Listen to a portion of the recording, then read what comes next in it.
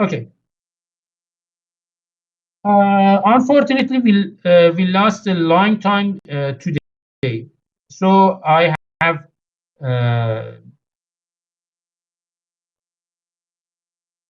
speak faster than previous.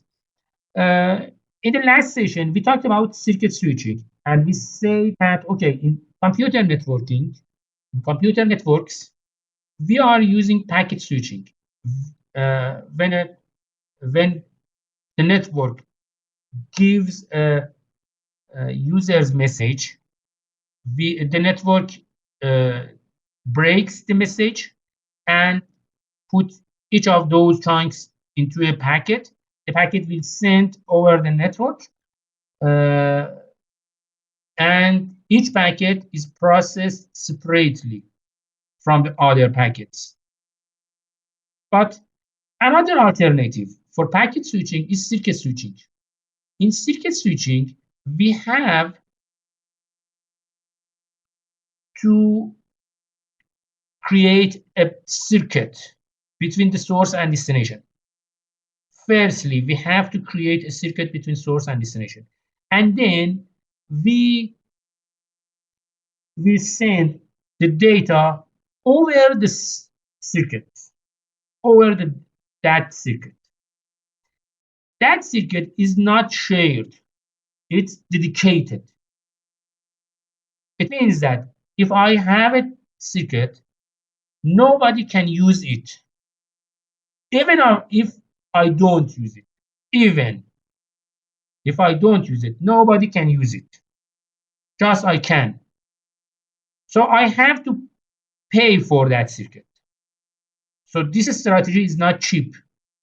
But if you look on computer networking, for example, I'm checking for news. Okay, I'm going to a website, a news website, and asking for news. I'm opening, for example, 3, 4, or for example, 10 topics in the news.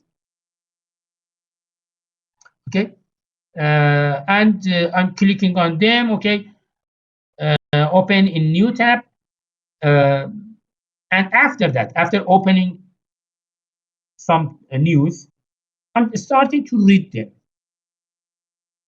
Let's suppose that I'm spending 1 minute for each news. What will happen? I'm spending 1 minute for each news. If I open 10 news, so I have to spend 10 minutes to read the news. Okay, 1 minute for each news, and I open 10 news, so I have to spend 10 minutes to read news. But what will happen during these 10 minutes? Nothing. If I use circuit switching technology, I have to pay for these 10 minutes. I have to pay for them for that time. But I don't use the circuit. So circuit switching technology is not cheap. It's not good for computer networking applications, for computer applications. It's not good. Yes, Mohammed Hassan says that this technology is the same circuit is found in phones. Yes, of course. In telephone networks, in public telephone networks, in the past, traditional telephone networks, those networks were works on circuit switching technology. You are hanging the phone and calling a phone number, okay, and trying to call the phone number, okay, and US should stop for a while to hear beep or beep beep beep beep. What does it mean? When you hear beep, it means that circuit were established. Circuit is established, and you can talk but you must wait for the other side party to answer the phone. But this beep, this line beep, means that the circuit is established. But when you hear beep, beep, beep, beep, something like this, it means that, sorry, we couldn't establish the circuit. So this technology were used in traditional telephone networks. But as I say, this technology is not cheap, and we have to pay lots, lots of money. Okay, comparing with computer networks technology.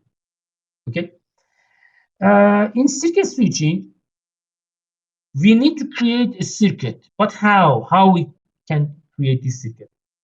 We have two different category to create this circuit.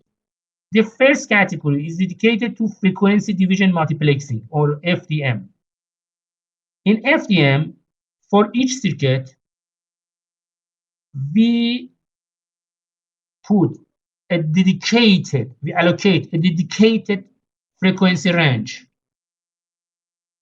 For example, here we have 4 users with different colors here, and we can see for each of those users, I put a frequency range for them with different colors. You can see their frequency range, their bandwidth. This is bandwidth. Their bandwidth is separated from the other users.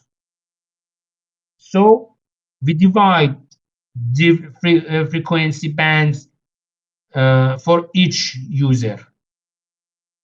We can do this in optical frequencies or electromagnetic frequencies. It's not important for us.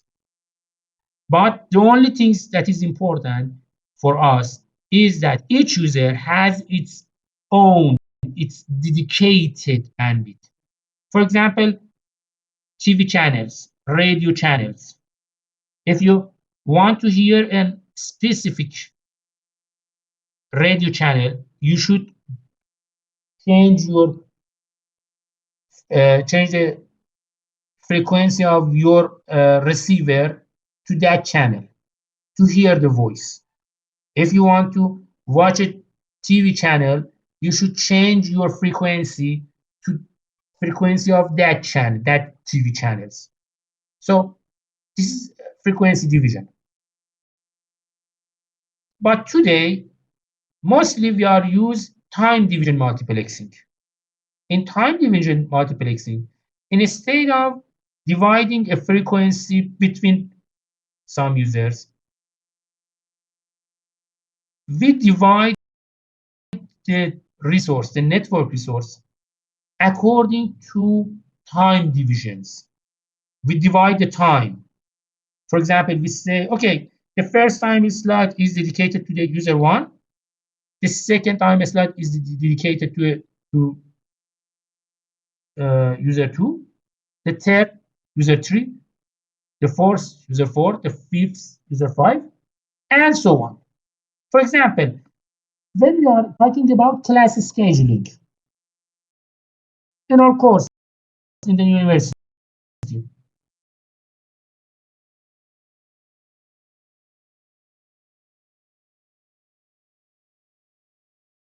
when we talk about class scheduling, we are doing multiplexing.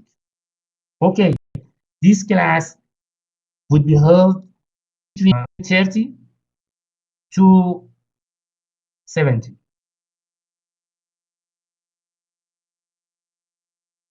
Okay, this class would be held during this time. It's a time division.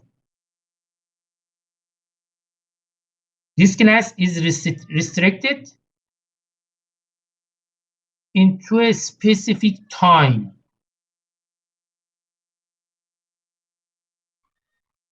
Not more than this. not more than this.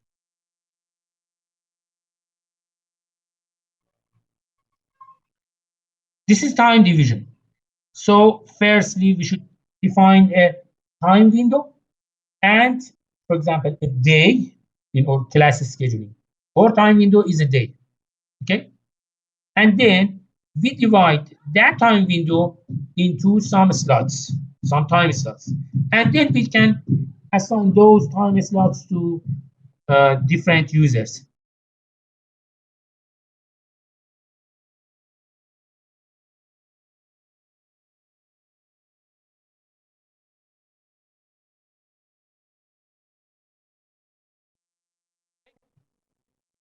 So we define a time window and we slot that time window.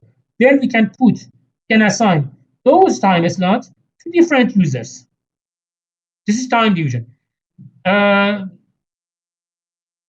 Time division multiplexing is used in digital systems. And today we can see there are too many digital systems around us. TVs, radios, computers, smartphones, everything's are digital. So we can use time division multiplexing simply. In today's network, today's cellular network, also we use a combination of FDM and TDM, a combination of both of these techniques, but we can use these techniques to create dedicated circuits as we need. Okay, let me compare packet switching against circuit switching. Let's suppose that I have a 1 gigabit per second link, okay, and there are n users in the left side of this router. Okay, each user needs 100 megabit per second bandwidth. Our external link has a bandwidth of 1 gigabit per second, and in the left side, each user has 100 megabit per second, needs 100 megabit per second bandwidth. So simply, if I use circuit switching, I can service to 10 users, maximum 10 users.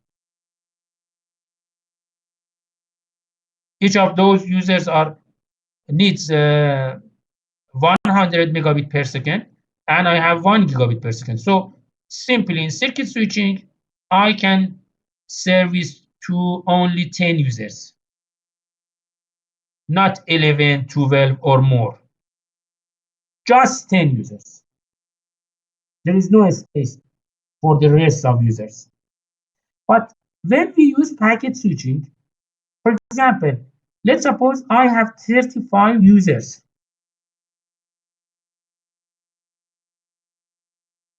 It's a probability. There's a probability that I have more than 10 users at the same time. In packet switching, if we use binomial distribution techniques and formulas, we can calculate and we can see that the packet switching can accept and answer requests from 35 users. I know with a very little, too little probability. Its probability is 0.0004. Its probability is near to 0. I know, but packet switching never says that I couldn't answer. Packet switching always accept everything. Always accept everything. It never says no. But in circuit switching, it says, okay, 10 users, finished. It's closed. I'm sorry, I couldn't answer your request. But in packet switching, you can request. This is a big difference between packet switching and circuit switching. And I know that when 35 user arrives to the network simultaneously, it's too hard, too difficult to service all of them. We should manage queues and those services. It's very hard, I know. But in packet switching, we have this option.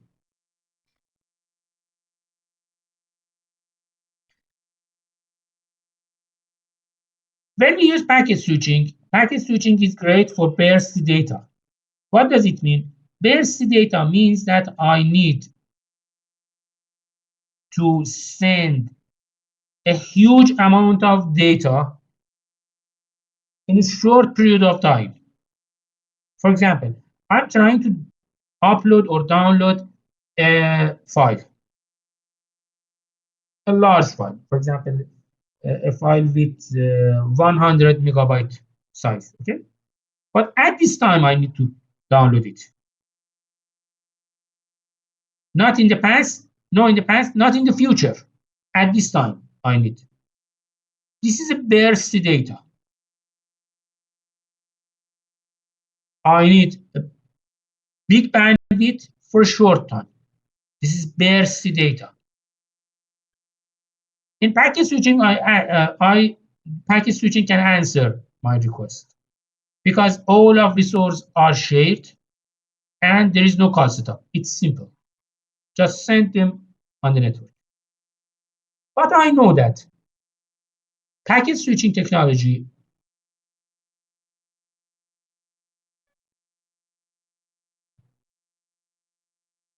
is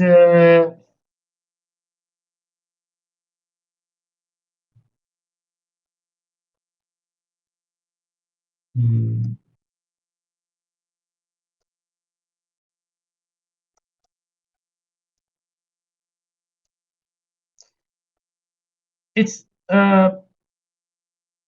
potentially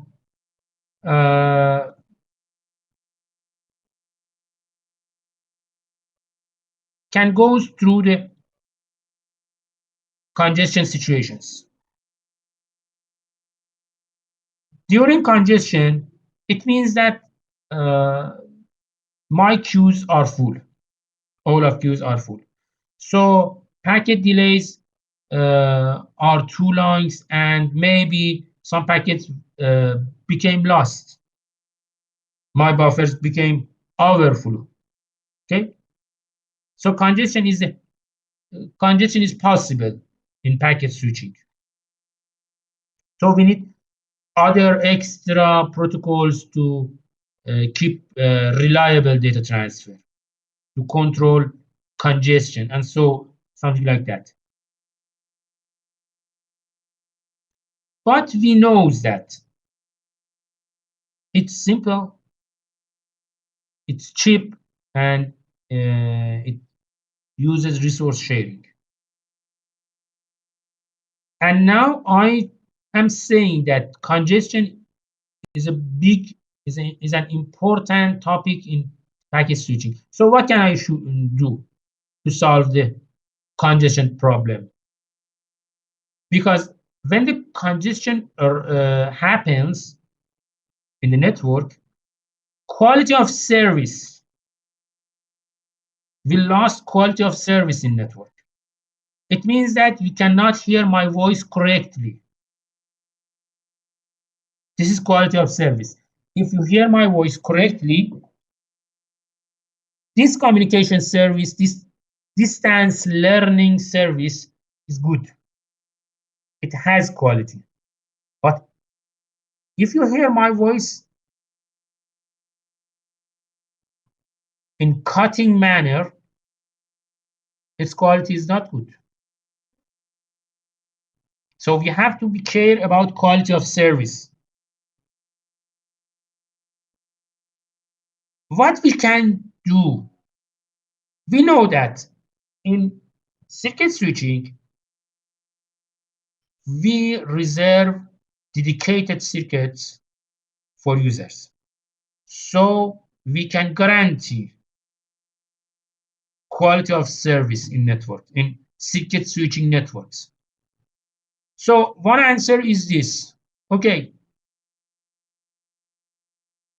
let's create some new computer networks with circuit live behavior. We call them virtual circuits. Virtual circuits.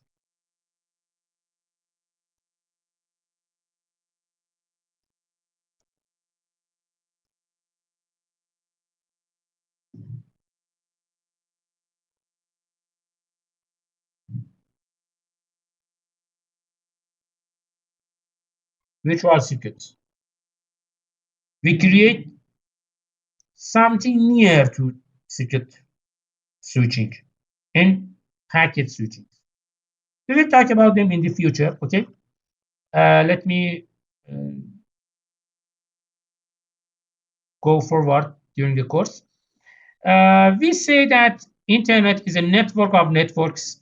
It means that there are several billions connected devices to the internet, but they have access to the internet via internet service providers or ISPs.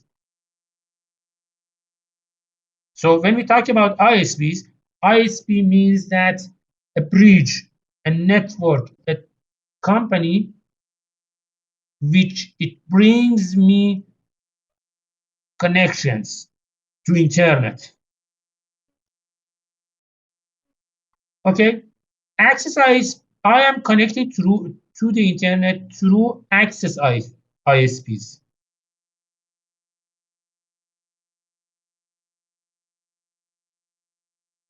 And after that, after access ISPs or local or regional ISPs, there are global ISPs or national ISPs. And those ISPs are connected together. So we can say, when we say that, okay, the internet is a network of networks, it means that we create a structure to connect different networks, home network, access networks, ISP networks together, to connect them together to create the ISPs. But how do those networks, those, for example, ISPs, are connected together? For example, may I connect an ISP in Iran to an ISP, for example, in Israel? Of course, no. It's a national policy. I cannot connect them together. Can I connect an ISP in Iran to an ISP in Iraq? It depends. It depends to economic.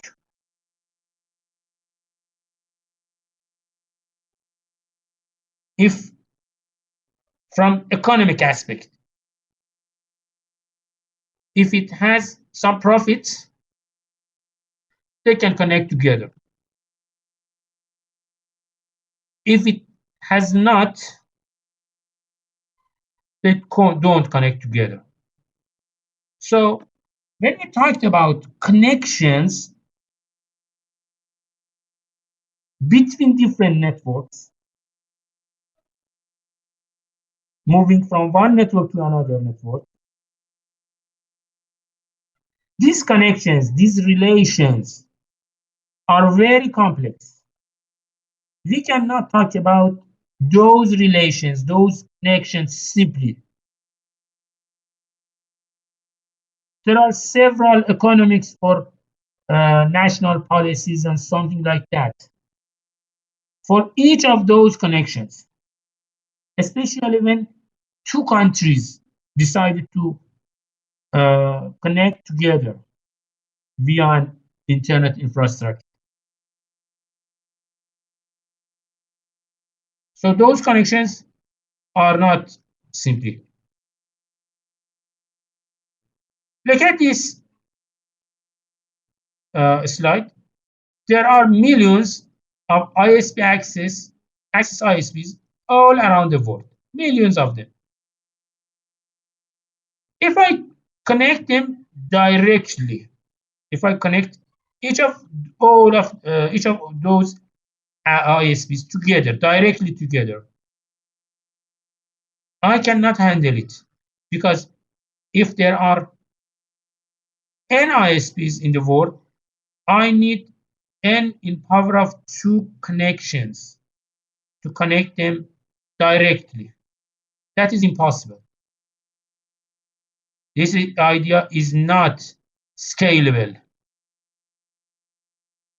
I couldn't prepare those connections. Okay, so instead of that, we create structure of network of networks. It means that those access networks can connect to some ISPs, and those ISPs can connect to other ISPs. So instead of having too many connections, each ISP can have just a few connections. And then those ISPs can connect to other ISPs. So here we add a new layer, a global ISP layer. Here we have access networks, and in the core we have global ISPs. Global ISPs have networks with very high bandwidth. Their bandwidths are very high. For example, in access network, you find a network with, for example, 1 gigabit per second bandwidth. In global ISPs, you can networks with, for example, 100 gigabit per second bandwidth transmission rate. Okay, maybe more than this, maybe 1,000 gigabit per second transmission rate. So in global ISPs, we have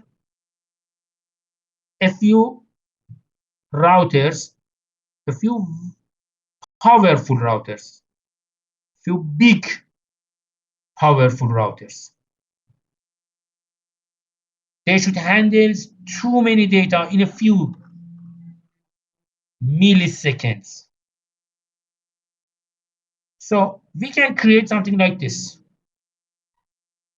Access networks are connected to some local ISPs, regional ISPs, and those or national ISPs, and those ISPs can connect together. Look at this. The red connections. Look at red connections.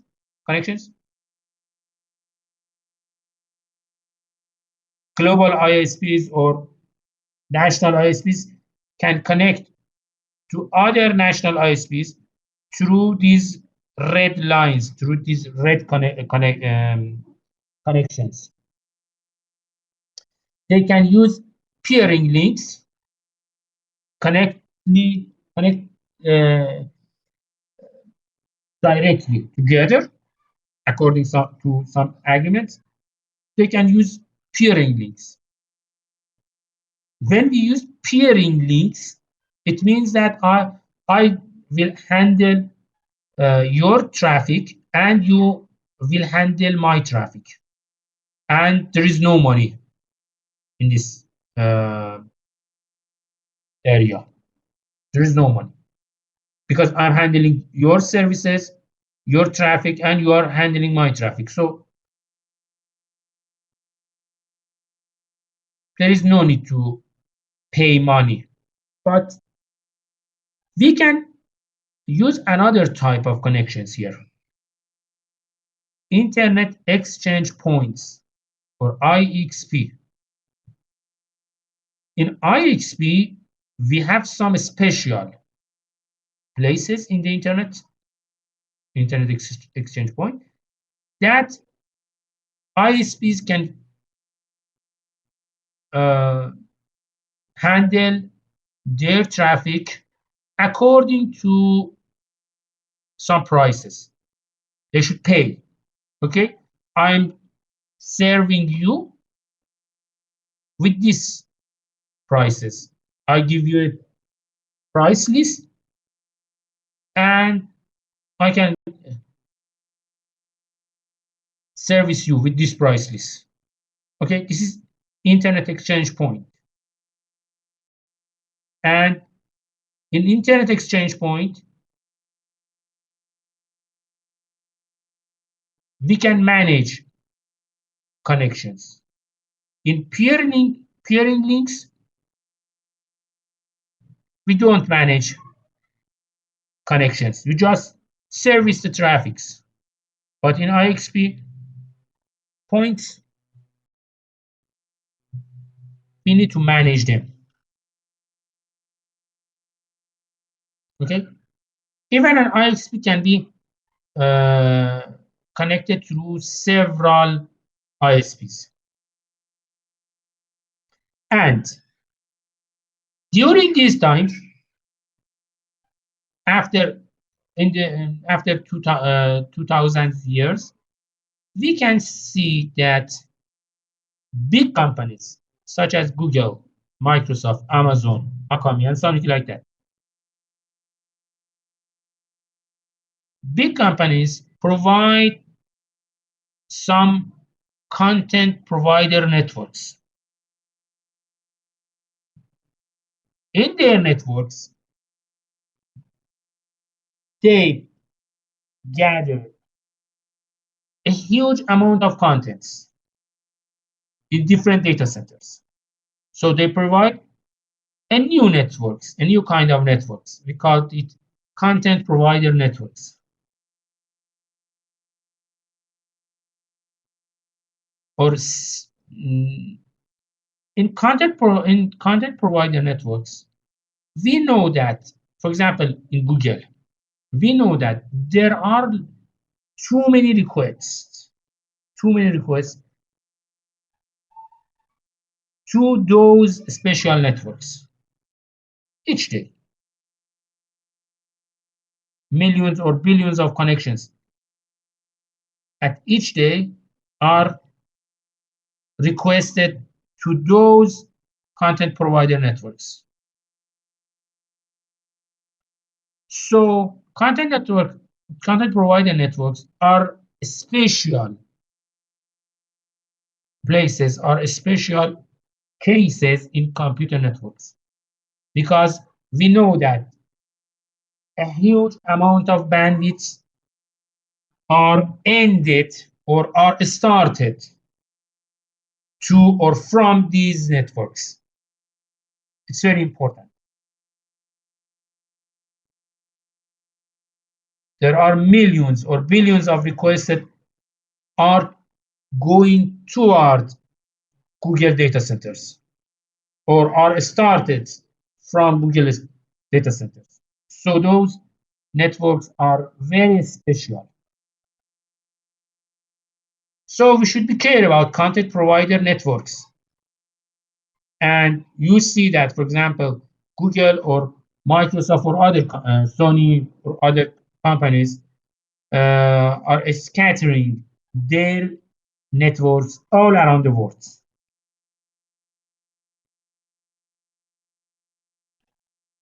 To reduce the distance between their networks, their contents, the distance between their contents and users of those contents.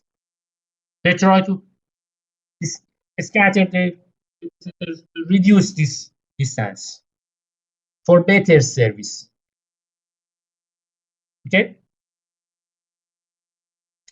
so If I look on this internet structure, I can see something like this.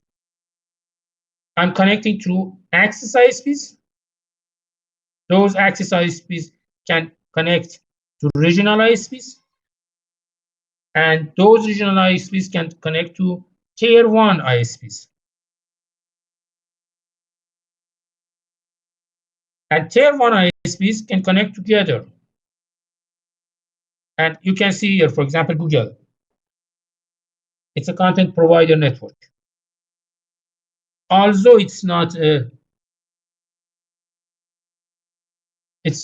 ISP, but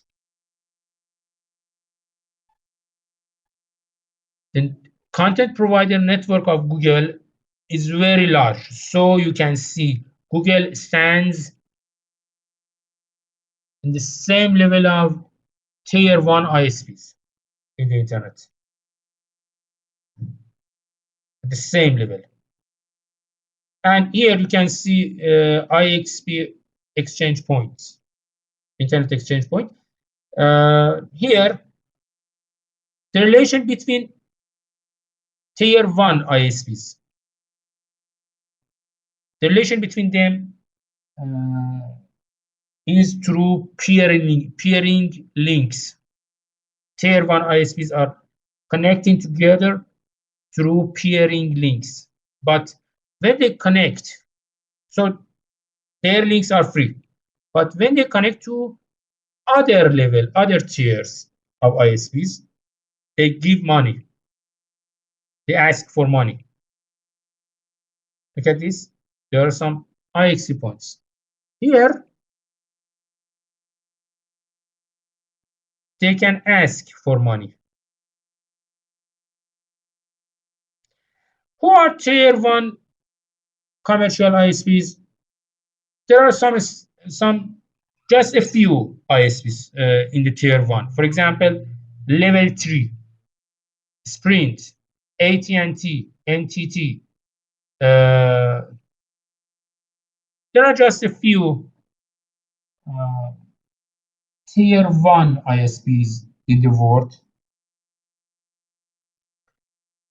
But there are several big content provider networks all around the world. For example, Google, Facebook, Microsoft, Amazon, Akamai, Sony, and other companies.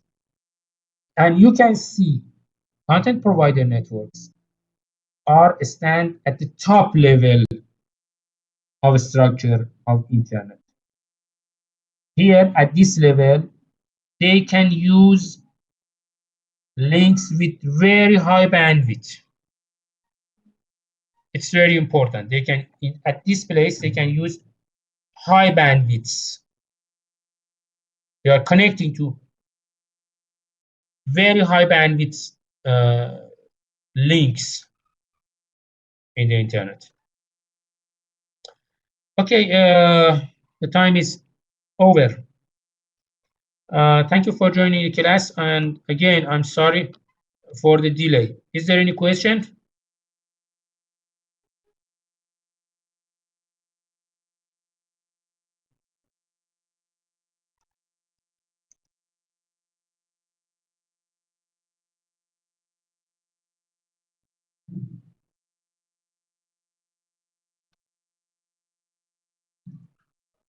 Okay, Arbain is arriving. Please don't forget me if you go to Karbala, to Najaf, Samarra, Kazemin. Don't forget me and my colleagues, my families. And inshallah, I will pray for you in Mashhad, in Imam Reza Khori Shrine. Have a good day and bye.